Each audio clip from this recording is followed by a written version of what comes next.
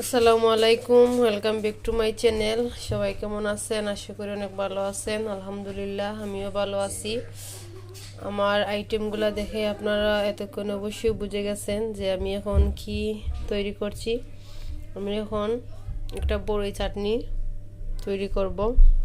এটা বাংলাদেশ থেকে আনা হয়েছে, প্রায় এক সপ্তাহ হয়ে গেছে, সেই জন্য এইরকমটা কালার হয়ে গেছে। এখানে প্রায় হাফ কেজির মতন বড়ি আছে। এখানে 5টা রসুন আছে, 5টা কাঁচামরিচ আছে, ধনিয়া পাতা আছে, আর এখানে লবণ রাখা আছে।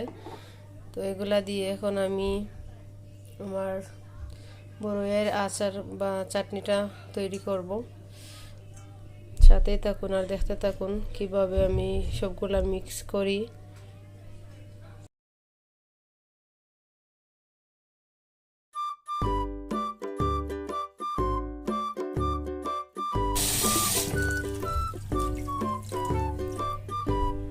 বড়ই, ধনিয়া পাতা অ্যান্ড কাঁচামরিচ সব কিছু আমি ঠান্ডা পানি দিই দইরাম।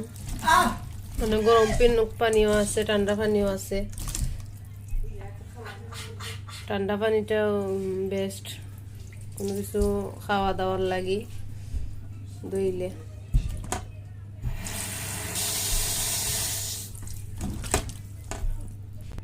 এগুলা ভিজাইল থাকবো, আর এর মাঝে আমি রসুনগুলো একটু চুলার দিয়া ফুরমু। যারা যারা আমার চ্যানেলটি নতুন অবস্থায় দেখছেন, যদি ভালো লাগে আমার ভিডিওগুলো, অবশ্যই চ্যানেলটি সাবস্ক্রাইব করে রাখবেন আর কমেন্ট করে জানাবেন কেমন লাগে ভিডিওগুলা। আমি রসুনটা 2 মিনিটের মতো পুড়ছি চুলায় দিয়ে। আপনি চাইলে ফানের মধ্যেও করতে পারেন এটা, তবে ডিরেক্ট আগুনের মধ্যে দিয়ে করলে এটার গ্রানটা একটু বেশি ভালো লাগে, একদম বাংলাদেশের মতন হয় আর একটু তাড়াতাড়ি হয়ে যায়, সেই জন্যই।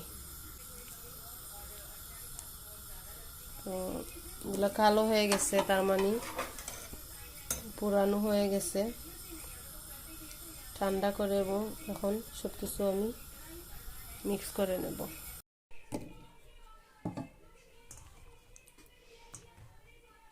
বড়িগুলো বেছে বেছে ভালো দেখে দিচ্ছি। আর এখানে আমার স্মোকি বসে আছে। Hello smoky, hello.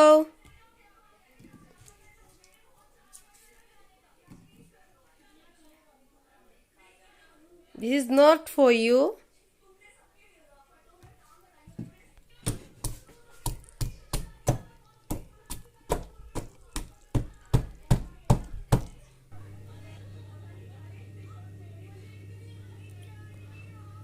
কাঁচামরিচ অ্যান্ড ধনিয়ার পাতাগুলো একটু সাইজ করে দিচ্ছি, আর বড়িগুলো ওটা যাচ্ছে না, সেজন্য কেঁচিগুলো ফেলে দিয়েছি।